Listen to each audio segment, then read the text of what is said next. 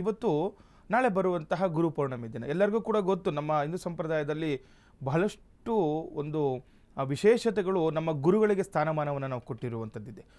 ಗುರುರ್ ಬ್ರಹ್ಮ ಗುರುರ್ ವಿಷ್ಣು ಗುರುದೇವೋ ಮಹೇಶ್ವರ ಗುರು ಸಾಕ್ಷಾತ್ ಪರಬ್ರಹ್ಮ ತಸ್ಮೈ ಶ್ರೀ ಗುರವೇ ನಮಃ.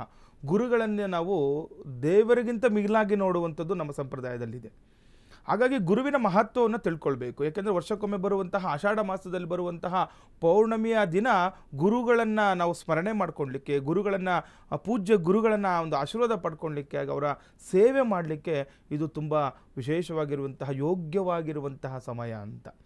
ಸಾಮಾನ್ಯವಾಗಿ ಚಾತುರ್ಮಾಸ ಪ್ರಾರಂಭ ಆಗಿರುವಂಥದ್ದು ಪ್ರಾರಂಭದ ದಿನಗಳು ಅಂತ ಹೇಳ್ತೀವಿ. ಈ ಚಾತುರ್ಮಾಸ ದಕ್ಷಿಣಾಯನದಲ್ಲಿ ಬರುವಂತಹ ಚಾತುರ್ಮಾಸದಲ್ಲಿ ಈ ದೇವರ ಸ್ಮರಣೆಗೆ ಬಹಳಷ್ಟು ವಿಶೇಷವಾಗಿರುವಂಥದ್ದು.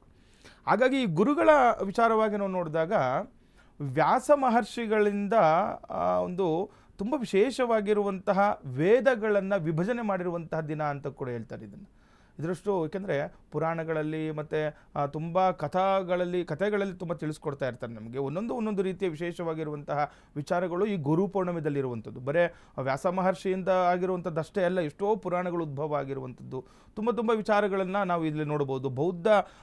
ಬೌದ್ಧ ಧರ್ಮದಲ್ಲಿ ಕೂಡ ಎಷ್ಟೋ ಒಂದು ವಿಚಾರಗಳು ನಡೆದಿರುವಂಥದ್ದು, ಅಥವಾ ಜೈನ ಧರ್ಮದಲ್ಲಿ ಎಷ್ಟೋ ಇವತ್ತು ಪೂಜೆ ಪುನಸ್ಕಾರಗಳು. ಏಕೆಂದರೆ ಗುರು ಪೌರ್ಣಮಿ ಅಂತಂದರೆ ನಮ್ಮ ಹಿಂದೂ ಸಂಪ್ರದಾಯದಷ್ಟೇ ಅಲ್ಲ, ಈ ಬೌದ್ಧ ಸಂಪ್ರದಾಯ ಆಗ್ಬೋದು ಅಥವಾ ಜೈನ ಸಂಪ್ರದಾಯದಲ್ಲಿ ಕೂಡ ಎಷ್ಟೋ ವಿಶೇಷವಾಗಿರುವಂಥ ಪೂಜೆ ಪುನಸ್ಕಾರಗಳನ್ನು ಇಲ್ಲಿ ನಡೀತಾ ಇರುತ್ತೆ.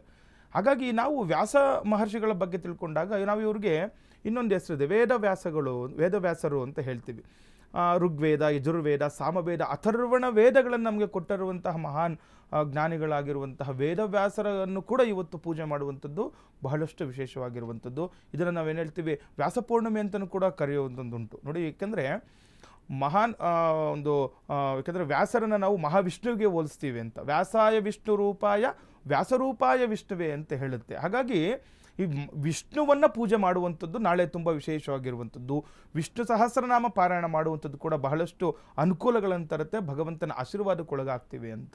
ಮಹಾವಿಷ್ಣುವಿನ ಪ್ರತಿರೂಪ ಅಂತಲೂ ಕೂಡ ನಾವು ವ್ಯಾಸರನ್ನು ಕರಿತಾ ಇದ್ದೀವಿ. ಇದ್ರ ಜೊತೆ ಜ್ಯೋತಿಷ್ಯ ಶಾಸ್ತ್ರದಲ್ಲಿ ನೋಡಿದಾಗ ಗುರುಗ್ರಹಕ್ಕೆ ಅತಿ ದೊಡ್ಡ ಗ್ರಹ ಅಂತ ಹೇಳ್ತಾರೆ ಆದಿತ್ಯ ನವಗ್ರಹಗಳಲ್ಲಿ ಅಲ್ವಾ. ಆ ರೀತಿ ಇರುವಂತಹ ಗುರು, ಯಾರ ಜಾತಕದಲ್ಲಿ ಗುರು ಬಲಿಷ್ಠನಾಗಿಲ್ಲ, ಗುರು ಬಲ ಇಲ್ಲ ಅಂಥವರು ಈ ದಿನ ನಾಳೆ ಬರುವಂತಹ ಗುರು ಪೌರ್ಣಮಿ ದಿನ ಕೆಲವೊಂದು ಪರಿಹಾರಗಳನ್ನು ಮಾಡಿಕೊಂಡಾಗ ಗುರುವಿನ ಅನುಗ್ರಹ, ಗುರುವಿನ ಆಶೀರ್ವಾದಕ್ಕೆ ನಾವು ಒಳಗಾಗ್ತೀವಿ ಅಂತ.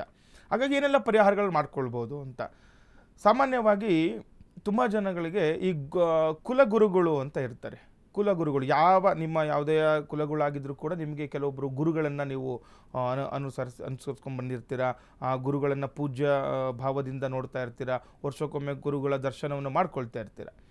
ಅದ್ರ ಜೊತೆಯಲ್ಲಿ ಈ ದಿನ ಗುರು ಪೌರ್ಣಮಿ ದಿನ, ಯಾಕೆಂದರೆ ಗುರು ಪೌರ್ಣಮಿ ದಿನ ಎಲ್ಲ ಗುರುಗಳು ಕೂಡ ತುಂಬ ವಿಶೇಷವಾಗಿರುವಂಥ ಪೂಜೆ ಪುನಸ್ಕಾರಗಳನ್ನು ಆ ಒಂದು ಸ್ಥಳದಲ್ಲಿ ಯಜ್ಞಯಾಗಾದಿಗಳನ್ನು, ಹೋಮ ಹವನಾದಿಗಳನ್ನು ಇಟ್ಕೊಂಡಿರ್ತಾರೆ.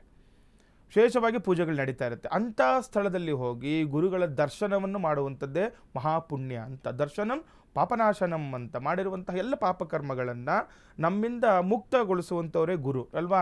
ಎಷ್ಟೋ ಜನ ಹೇಳ್ತಾರೆ ನೋಡಿ, ಈಗ ಯಾಕಂದರೆ ಅಂಧಕಾರವನ್ನು ಒಬ್ಬ ಮನುಷ್ಯ ಕತ್ತಲಿಂದ ಕೂಡಿರ್ತಾನೆ, ಬೆಳಕಾಗಿ ನಮಗೆ ಗುರುಗಳು ನಮ್ಮ ಜೀವನದಲ್ಲಿ ಬರ್ತಾರೆ ಅಂತ.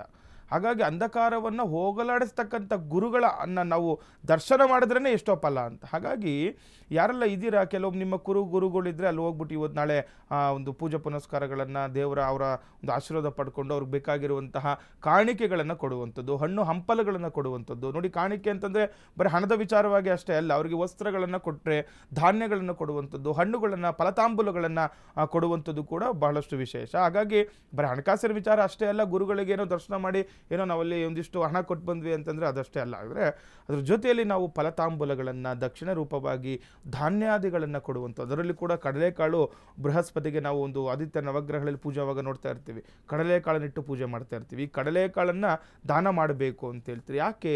ಮಕ್ಕಳ ವಿದ್ಯಾಭ್ಯಾಸದಲ್ಲಿ ಅಭಿವೃದ್ಧಿ ಹೊಂದಲಿಕ್ಕೆ. ನಾವು ನವಗ್ರಹಗಳಲ್ಲಿ ನೋಡಿದಾಗ ಬೃಹಸ್ಪತಿ ಗ್ರಹವನ್ನು ಧನಕಾರಕ ಅಂತ ಹೇಳ್ತೀವಿ.